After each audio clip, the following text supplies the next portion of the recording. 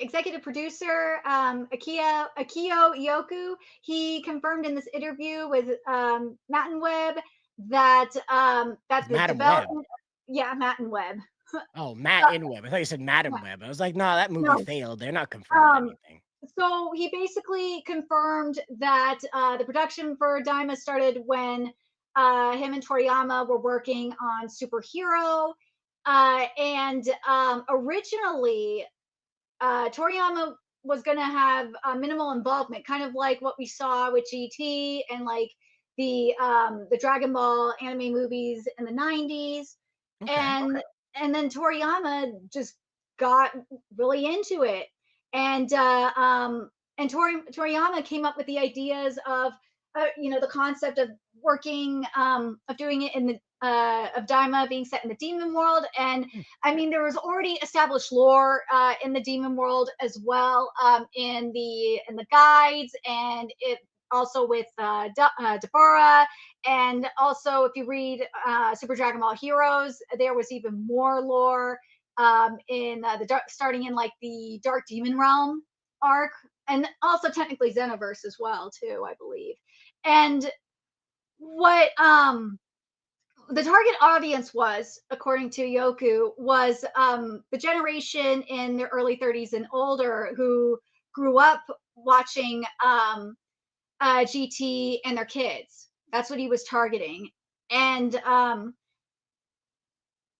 that's why actually that Toriyama decided to make the whole, not just Goku this time, but the whole cast kids, was to capture the GT generation. And also he liked the idea of, like, with the bringing back the Noibo and all that. And this I thought was very interesting too. He said it's also this: a big theme of the work is to have a wider audience. And although this is in hindsight, I feel that by making Goku smaller, the entry point had become wider.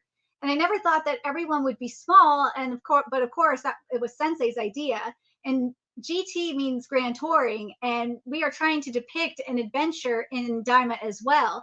It will have a different flow and form from Super, where Goku steadily improves his strength. Even though Goku is, see, GT came into play.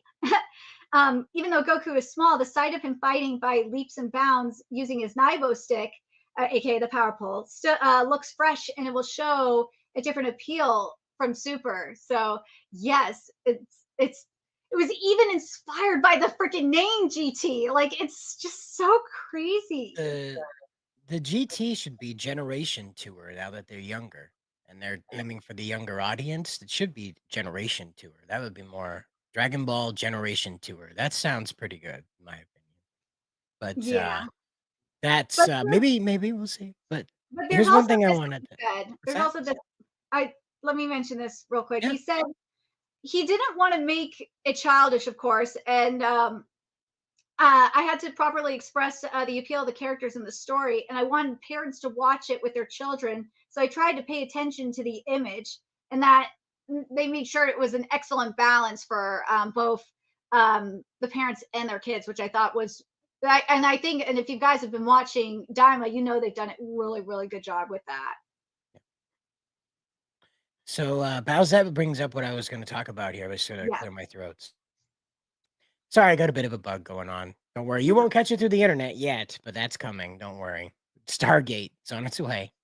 But Bowsette asks, wasn't GT non-canon? And yeah, Yes. until Dragon Ball Super Heroes showed up and decided there's a multiverse now, and that the Time Patrol is You mean able to Dragon Ball move between Super? them.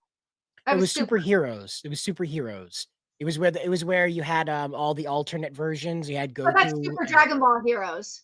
Super. Okay, sorry, Super Dragon Ball here. Sorry, the movie is where superheroes came in. My Yeah. bad. So many supers, so many heroes, different mix-ups. Yeah. So this is Dragon Ball There's Hero also Dragon Super, Ball something like Online that that. kind of expanded stuff too. But yeah, Super But Dragon yeah, Ball, I think, yes, there was, I think Spencer could correct me if I'm wrong, but was it well, speak of the Dragon, devil. was Dragon Ball Online before Super Dragon Ball Heroes, or was it after? I forgot. Dragon Ball Online? Yeah, because I know that Oh, you expanded. mean the game that existed for like 3 months? Yeah.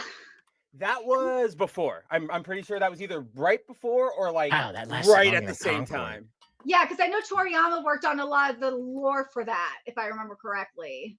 I genuinely don't remember because like again, that game lasted for like 3 months and it was during that weird time when like everybody was trying to make an online game. Mega Man was trying to do it like at the same time.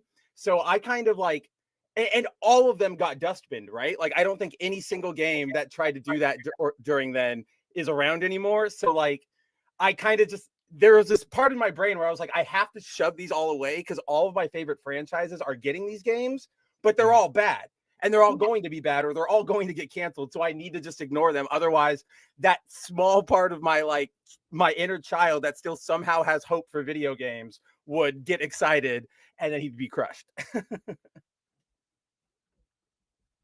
Yeah, and the thing I wanted to bring up about that, about it being non-canon, is that I have seen, I think, fan art go around. Can you confirm for me, Nerdigans, has Goku done the SSJ4 transformation in No, Daima? Okay, no, so it is fan. he just did Super Saiyan 3 this past 3. week.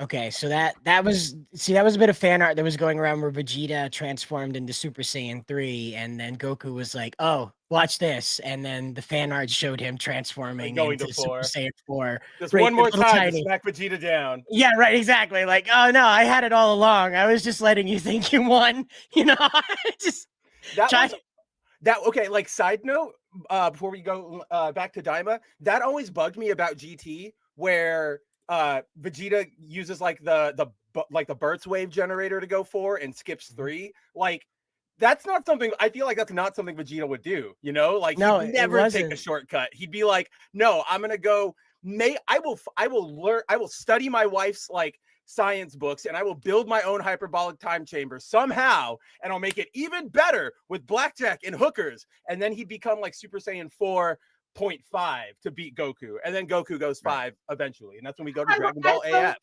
I'm so glad that Vegeta got his Super Saiyan 3 for him and just like shut down the debate that what debate? About Vegeta having Super Saiyan 3 or not. Okay, hold on. This is not against you, Nerdigans, because I know you're probably on my same side, but it's like, why was there ever I don't know why was there even a debate around that? I just thought it was always sort of taken for granted that Vegeta just never trained and got up to that. If you're going through the GT timeline, right? Like you go to Z and then you kind of everybody retires a little bit, like Kingdom Come style, and then everybody comes back. So who's debating?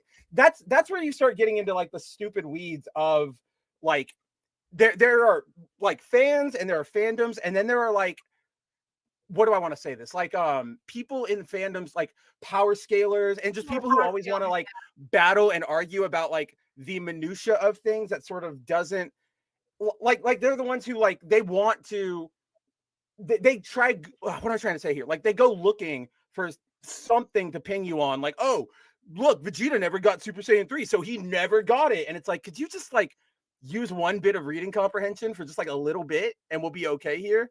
Like those are like console warriors or people like that. Like they're always annoying.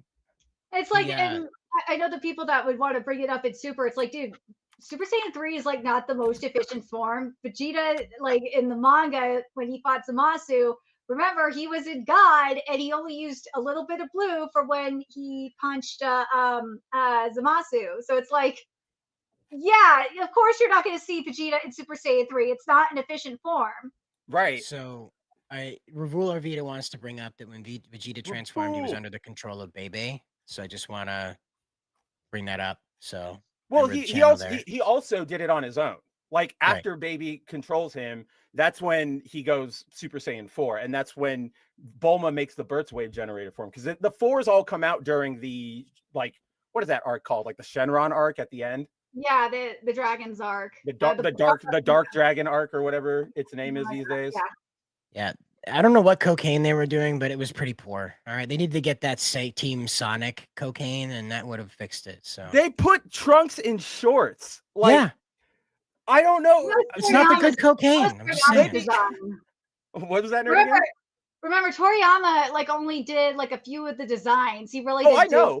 I'm still just saying, like, He was aside from drunk when that, he did some of them they too. still You decided know? to put they still decided to put trunks and shorts, and maybe that's like a cultural disconnect because like maybe shorts are really really cool in Japan or they were back then, but they're Yeah. not over here.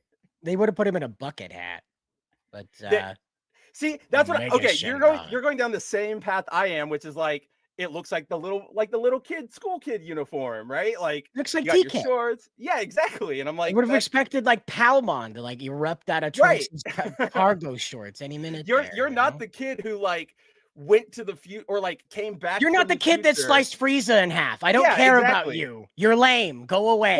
Or You even if know? we want to, even if it's like, oh, time travel, whatever. Like the main Trunks, that Trunks still went up against like Kid Buu. Like it did a Can you bunch of stuff. imagine? You're Vegeta. You're the father of this Trunks with the shorts on, and you're like, what happened? You like, were a badass. Did I not hit you enough? What happened? It's the no son of Vegeta, like no son of the Vegeta Prince like line is going out dressed like that. You go upstairs and you put on your armor right now. He sees Trunks doing the Poom Para Para dance, right? With the Poom Para Para dancers, right? And he looks at Bulma and he says, "This is your fault." Yeah, he's like, I told you like not to let him watch the like Teletubbies or whatever when he was a kid. If you had only let me take him into space, he would have been a fine Saiyan warrior. Not whatever this is. It's basically Space King of the Hill. Yeah, right. with Trunks being Bobby Hill. Heck yeah. Oh my god. That's Space King of the Hill. I just remembered. That like, boy ain't right, Bulma. Picture Cotton standing on the throne on planet Vegeta, and he's King Vegeta. So you have Cotton with like he's standing on the throne, so he's only like regular height, even though he's like, standing on the throne. Oh man, I'm trying to think of like a different species, but it's like what do you came back, Vegeta, already? You only conquered one planet. When I was your age, I killed 50 Namekians. 50 Namekians. Woman, get over here. Namekians took off my skins. This is good Vegeta. No, you know what they do? No, you have him. He has like a pod like Freiza, and you don't know that he's like that short, so he's always like hovering around it. And then eventually he like jumps out and he's wham. Yeah, he's like normal guy inside of this thing, and then boom. Yeah, exactly. Next to like Nappa, though, you know. Like, I would really want now. I want the Strickland propane guy to be the King Guru on Namek, right? Like, patting his head. Oh, Gohan, I need you to go out there. Nail, I need you to save us right now. I don't know what to do. Nail, I need help, Nail. Nail, come get me, Nail. I'm in trouble, Nail. Nail, come get me, Nail. I need help. I'm in some bad ways, Nail. You know who would be? It'd be Roshi. Master Roshi would be Mr. Strickland. I can fit his Saiyans. Master Roshi would be that friend of Cotton's. I forget I don't remember what his name is. He doesn't ever talk, but he's just like Vegeta's wife. he's an old guy. He's like one of his World War II buddies who all he ever does is like blow up his mouth and like freak people out. That's who Master Roshi would be. Well, yeah. Cotton is getting all the, not Cotton, I'm sorry, but Roshi is like that pervert getting all the bitches though, or trying to get all the bitches. No, that's Boomhauer. We all know that Roshi's Boomhauer. We all know that Roshi's Boomhauer. We all know Roshi is Boomhauer. Boomhauer's brother, the one who's like a real sleazebag, even more than right. I just want Master Roshi. Dang old man, dang old. That's Turtle destruction away, dang old. Shoot it out your palms, like yo. Why isn't Mike Judge doing this? Why isn't Mike Judge a reboot of or a continuation of King of the Hill, which is of course he should totally be reaching out to Toei and be like, let's do a parody. It would be great. Like, let's make a movie. Let's make King of the Hill Z. Do you remember when like this was so weird because when Fox, like back in the 90s, when like it was like the peak of like Fox animation and everything, you would have like King of the Hill was on the like night lineup, but then in mornings, like on Saturday mornings, you would have Fox Kids. And there was this weird period where they were doing like cross promo for King of the Hill on Fox Kids, which was like, I guess the idea was it's a cartoon. Yeah, they didn't understand. Yeah. Right, exactly. So there's a lot of weird like crossover commercials. Kids, we're gonna if you watch will. Barney and then Beavis and Butthead Right, after exactly, this. exactly. So there's like the one that always sticks out in my head is Hank and Peggy are driving like their car through space, and they have the Silver Surfer in the back, and they're like, Yeah, that's Mr. right. Surfer, like I don't know where this power cosmic is taking you, but I'm not seeing it. Like I could see them doing a bunch, like I'll just do a bunch of stuff like that, like bring back that style of old, like the old school Adult Swim stuff where they would just take old footage and then like redub it or whatever. That's kind of like what the Team 4-Star people do. So just get your best King of the Hill impersonators in here. Dragon of the Hill. Next time on Dragon of the Hill. Yep. So Spencer, That's the next, yeah. Every episode. Every episode. What's up, nerd again? Sorry. so going into this final fight against Goma, what are you thinking about Daima now? Because you were kind of on the fence about Daima. Yeah, I still, so my I do like it. What am I trying to say here? I don't even have anything like really big to say. I just feel like now I've been put on the spot, and now I'm like, what do I tell everyone? Yeah, you're right, Nerdigans. When we first started watching Daima all those months ago, I was iffy on it. It was a slow build, a slow boil. You know, one of my big complaints everybody here might remember is that like I just don't care about the demon stuff.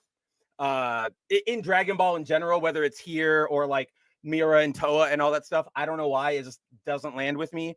As we've gone on, I've come to like Daima as it's a good sort of like side story almost. Like I know it's canon, but the fact that it's like it's not going to be like the next big thing, because like we're almost done, aren't we, Nerdigans? Yeah, there's like a few more episodes. Yeah, like 2 or 3 episodes left. So it's like a shorter normal anime series length, like 20 episodes or so, or whatever it is.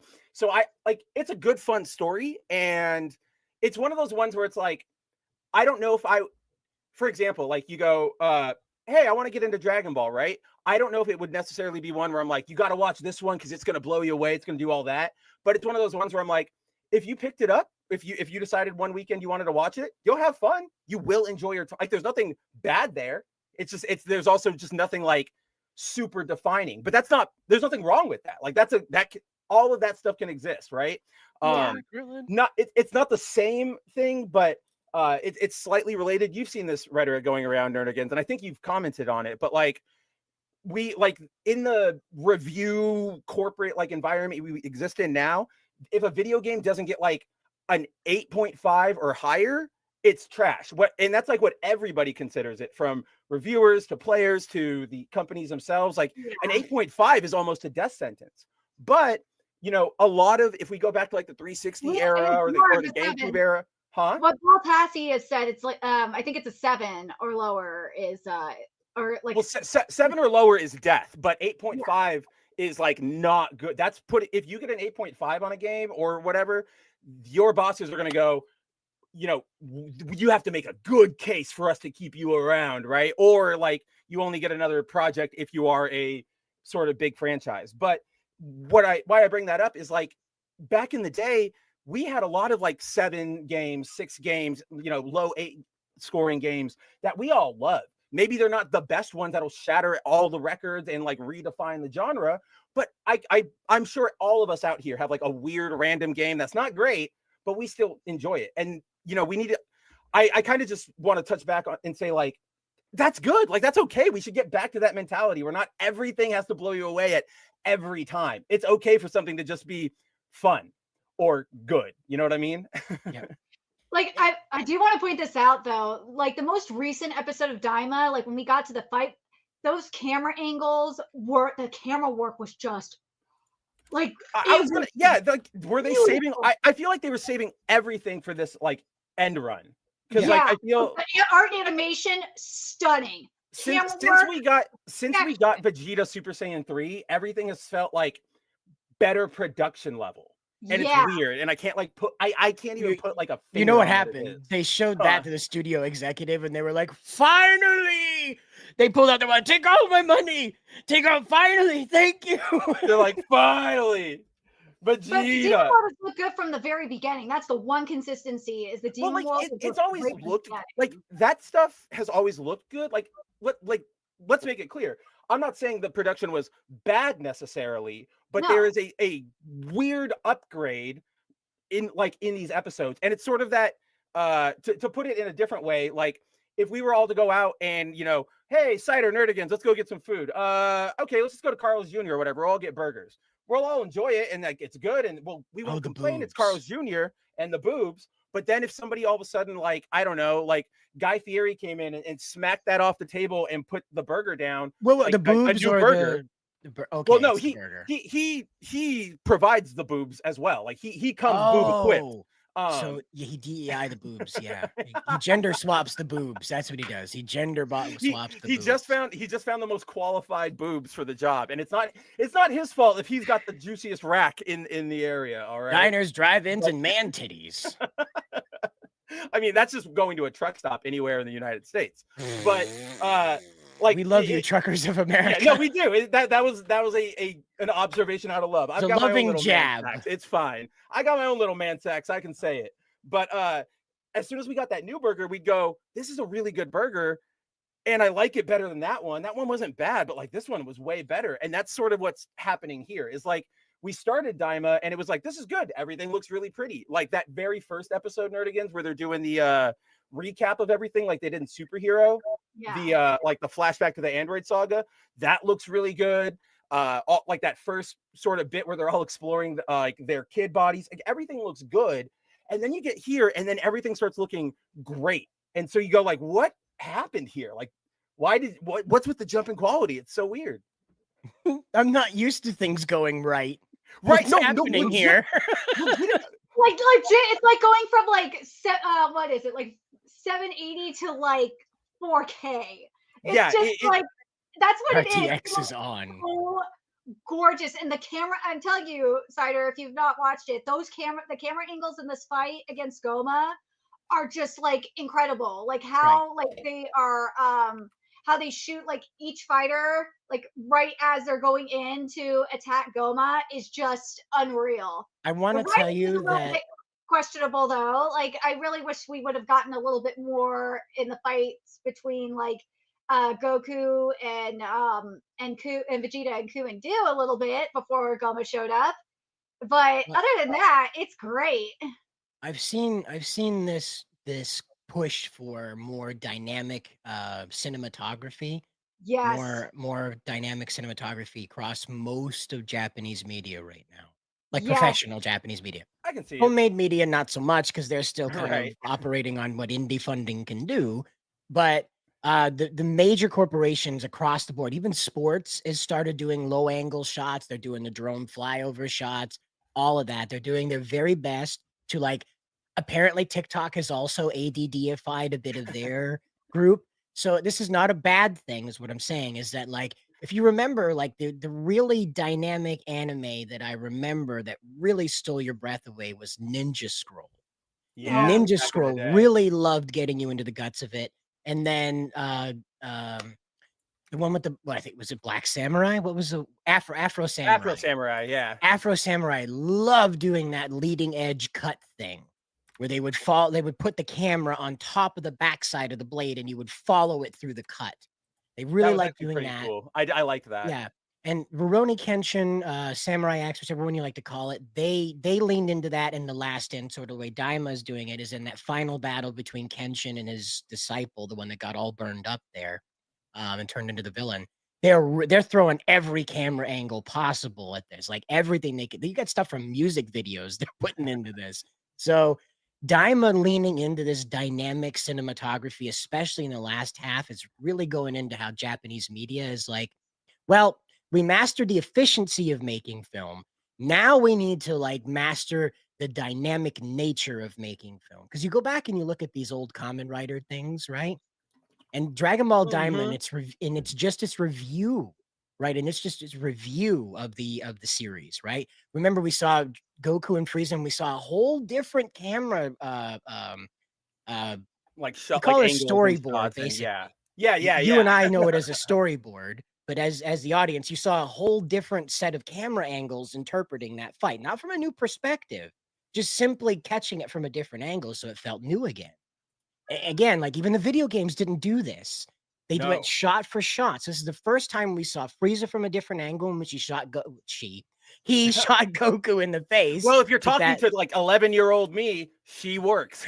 right, because I too thought Frieza was a Everybody woman. everybody did. And then I they was said, used to "No, it's a Rita guy," and Repulsa being a villain, you know, so I was exactly, okay Siren, with exactly the same pointy head, tiny thing with lipstick being a girl. I was okay with that. cackling and Right? everything. Yeah. Exactly. That's just space. I Rita, never realized know? that link, but I think that was the exact same one I probably had. That's great. And that's just what it is. So like we're so lucky now that like I really hope the Japanese audience pushes Team Capsule Corp, whoever's behind this, to do a full redo of the Dragon Ball and Dragon Ball Z series, because we now have like, guys, you don't even have to boost up the audio. You literally can just reanimate everything and let the audio do the work for you. You don't really have to do the can. voices. It's fine. You can 4K upgrade the voices now too, so you don't even have to go find the voice actors and bother them. Then, as this stuff is reanimated, put out movies that expand the story that's happening in the current chapter released. So now you have the actors come back and tell. What if they just start doing like they do that remake of the Dragon Ball series, like from start to finish, and then they just at the same time just remake the movies the same way and just release them in the same schedule? No, like I think it would be awesome, but I also just think there's something funny about the concept. Right, it would be hilarious. We're gonna redo hilarious. everything the exact same way, but it's better. It would be But, hilarious like- to get Trucker Hat Android 13 again, you Yes. know, snapping Goku in half over his knee in 4K. You know, that's still funny to me. It's Or, horrible because it's jarring when you're a little kid and you're seeing your hero snapped like a twig, but then like as an snap like- adult, it's hilarious to just see Yeah, this like Trucker the Hat ball. weirdo. 2 flick seconds his later, characters what is it around. like? Android 14 like powers up and punches him in the dick, and then just like slams him and throws him away. And it's like, Goku, you're actually losing. I think that was probably the only time in Dragon Ball outside of maybe the Frieza fight where I was like, Goku might lose. Oh my He got goodness. punched in the dick. He might Yeah, lose this time, yeah. guys.